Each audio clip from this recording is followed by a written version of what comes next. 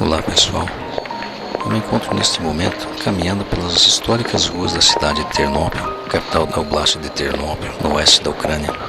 Hoje um sábado à tarde, e observando as pessoas que caminham tranquilamente por essas ruas, fica difícil de imaginar tudo que já se passou nesse mesmo lugar.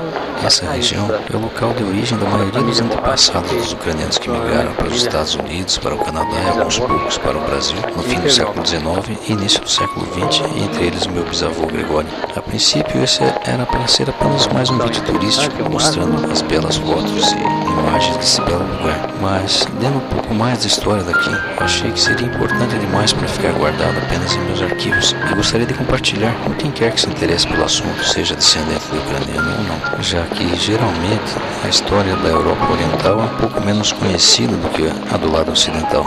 Quero começar com uma reflexão que eu encontrei na contracapa de um fotoálbum sobre Ternópil que eu adquiri numa livraria local, e que diz o seguinte: quando me perguntam quem eu sou e de onde eu sou, costumo responder: meus bisavós nasceram na Áustria, meus pais nasceram na Polônia, eu nasci na União Soviética e meu filho nasceu na Ucrânia, mas nós nunca deixamos a região de Ternópil. E acrescenta ainda o texto uma citação árabe: aquele que esquece a história está fadado a cometer os mesmos erros. Passados mais de 100 anos da saída dos meus ancestrais daqui, e eu que já faço parte da terceira geração nascida no Brasil, quero fazer a minha parte então através desse vídeo. A Europa no início do século XX era quase que um fazendão, pode-se dizer. 4 grandes impérios, a Alemanha, a Áustria, a Rússia e a Turquia, dividiam entre si uma boa parte da Europa. A França e a Inglaterra eram praticamente donas da África, entre outras nações europeias que também tinham terras lá. Como já aconteceu nos impérios romano, império grego, império persa, império egípcio, havia uma multidão de pessoas trabalhando duro, normalmente empobrecidas, para que uns poucos pudessem levar uma vida abastada e pomposa. Dessa maneira, então, a Rússia era dona de praticamente todo o leste europeu. O Império Austro-Húngaro, a Europa Central e as nações um pouco mais a leste, o Império Alemão, as terras em sua volta, e o sul, os Balcãs, era propriedade da Turquia.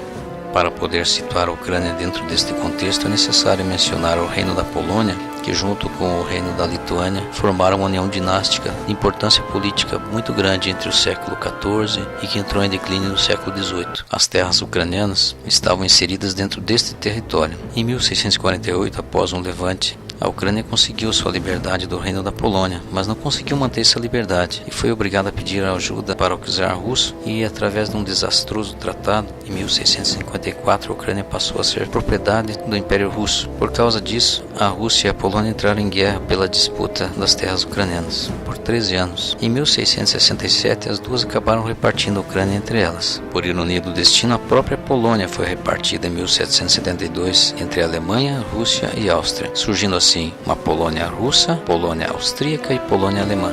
Depois da divisão da Polônia, os territórios ucranianos que estavam dentro da chamada Polônia russa passaram a ser propriedade do czar russo, e a parte oeste da Ucrânia, uma região chamada Galícia, passou a ser propriedade da família Habsburgs da Áustria, desde 1772 então até 1918. Importante mencionar que a fronteira entre a Áustria e a Rússia desde essa época foi delimitada pelo rio Sprut, que foi mencionado no meu primeiro vídeo, que está a uns 42 quilômetros daqui. Pelo menos a primeira pergunta está respondida, porque apesar de estar na Ucrânia, eram austríacos.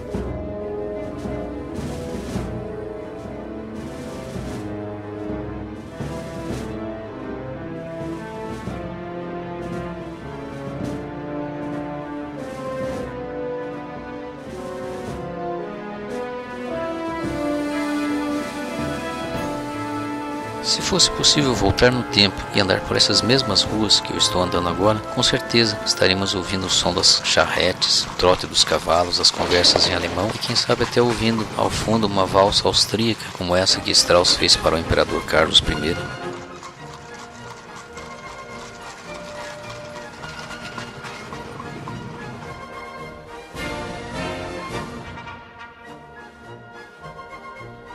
Tudo isso poderia dar uma impressão de uma paz eterna e uma de estabilidade, mas ares de mudança já estavam soprando na atmosfera da Europa. Talvez o som que seria mais adequado a ouvir se pudéssemos viajar no tempo seria este.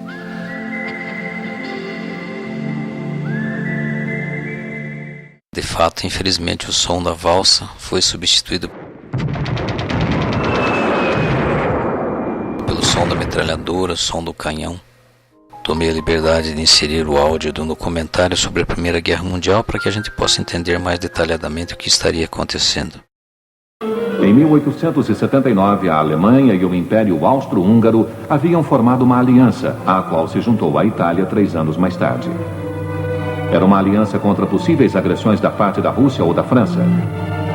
Estas, em consequência, fizeram um pacto em 1894. A Inglaterra não quis se envolver nas intrigas continentais. O crescente poder industrial da Alemanha e sua ameaça aos mercados tradicionais ingleses obrigaram a Inglaterra a reconsiderar. Em 1907 veio a Tríplice Entente. Durante séculos, a maior parte da região leste do Mediterrâneo fizera parte do Império Otomano. Por volta de 1900, o território turco nos Balcãs estava muito reduzido e já existiam ali 5 estados independentes: Romênia, Bulgária, Sérvia, Grécia e Montenegro. As províncias da Bósnia e Herzegovina, embora nominalmente ainda turcas, foram guarnecidas pelas tropas austríacas.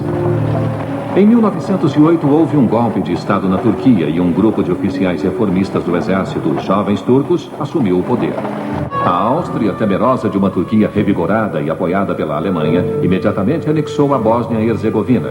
A Sérvia, apoiada pela Rússia, discordou devido à minoria sérvia que havia lá.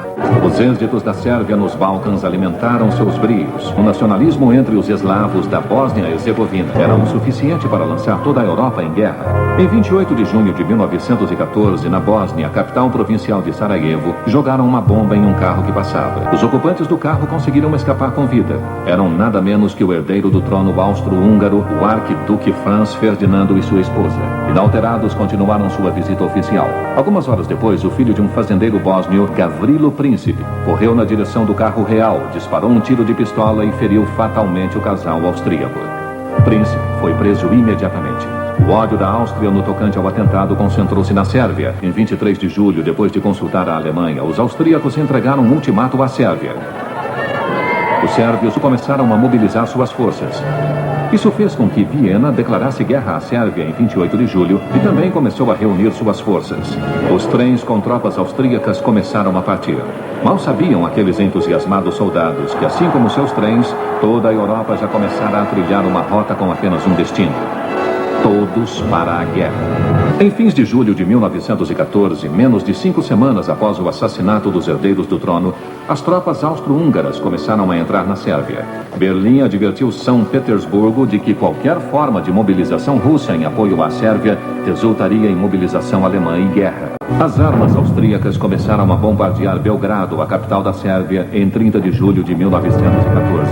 Foi isso que fez com que o governo russo ordenasse a mobilização total, apesar da advertência alemã. O Kaiser e seu governo, porém, haviam falado sério. Portanto, imediatamente declararam guerra à Rússia e também mobilizaram suas forças. Em 48 horas, os exércitos alemães estavam marchando para a guerra. Em 1º de agosto, os franceses, conscientes de sua aliança com a Rússia e ameaçados pela mobilização alemã, também começaram a se preparar para a guerra. Isso foi o suficiente para o governo alemão. Foi declarada guerra contra a França em 3 de agosto. A última peça do quebra-cabeça era a Inglaterra. Ela inicialmente assumiu uma posição neutra. No dia seguinte, as tropas alemãs entraram na Bélgica, que estava neutra. O governo inglês invocou um tratado de 1839 a respeito da neutralidade da Bélgica. A Alemanha recebeu um ultimato para se retirar. Esse ultimato foi rejeitado e naquela mesma noite, a Inglaterra também entrou na guerra. Em poucas semanas, a Europa se enredou em um conflito que seria muito mais terrível do que qualquer participante poderia imaginar.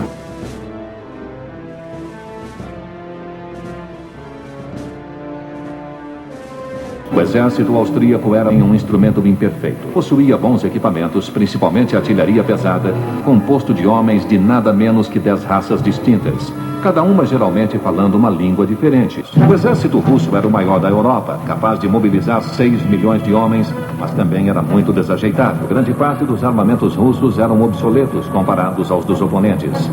O chefe do Estado-Maior austríaco, o impulsivo Konrad von Hetzendorf, planejou um ataque do sul para pegar os russos antes que estivessem totalmente prontos. Os russos também tinham uma estratégia ofensiva baseada na linha de defesa polonesa.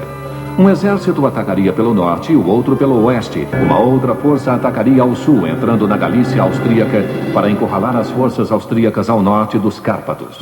Os exércitos russo e austríaco destruíram-se literalmente um ao outro. Ambos os lados levaram uma surra.